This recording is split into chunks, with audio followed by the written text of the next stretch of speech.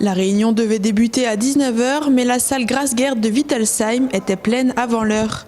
Dans le public, des citoyens inquiets, révoltés parfois, et des élus des communes alentours. En maître de cérémonie, le collectif des Stockamines, encore écœuré par la décision prise ce lundi.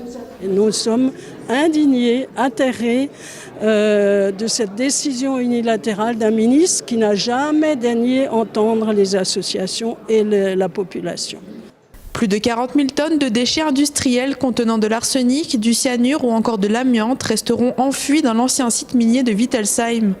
Ce que le collectif dénonce, c'est le risque de pollution de la nappe phréatique. À leur côté hier soir, le maire de Wittelsheim, mais aussi 2 députés orinois, Raphaël Schellenberger et Bruno Fuchs, à l'origine d'un rapport parlementaire qui préconise un déstockage total des déchets.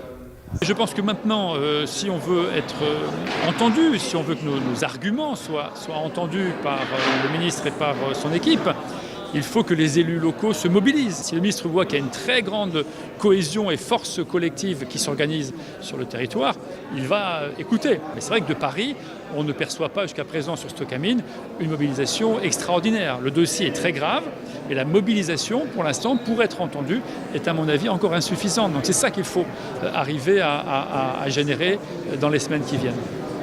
Plusieurs propositions ont émergé du public hier pour tenter de faire revenir le ministère de l'écologie sur sa décision. Vous prenez une combinaison blanche, vous mettez des autocollants et vous allez au conseil municipal. Croyez-moi, ça sensibilise les gens. Voilà. D'autres suggestions ont été mises sur la table, comme installer une ZAD à l'abord de Stockamine, ou encore aller à la rencontre de François de Rugy, ministre de la Transition écologique et solidaire, qui doit se rendre prochainement dans le Haut-Rhin.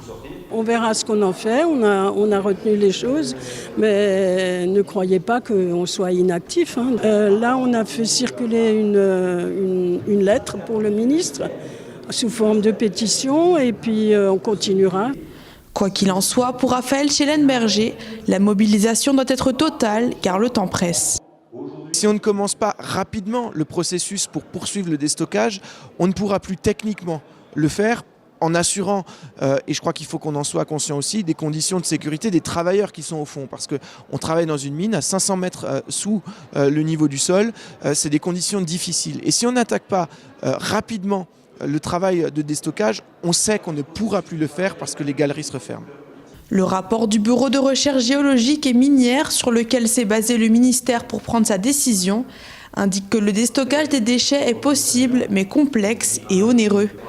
Enlever les déchets coûterait entre 250 et 400 millions d'euros, les confiner environ 80 millions.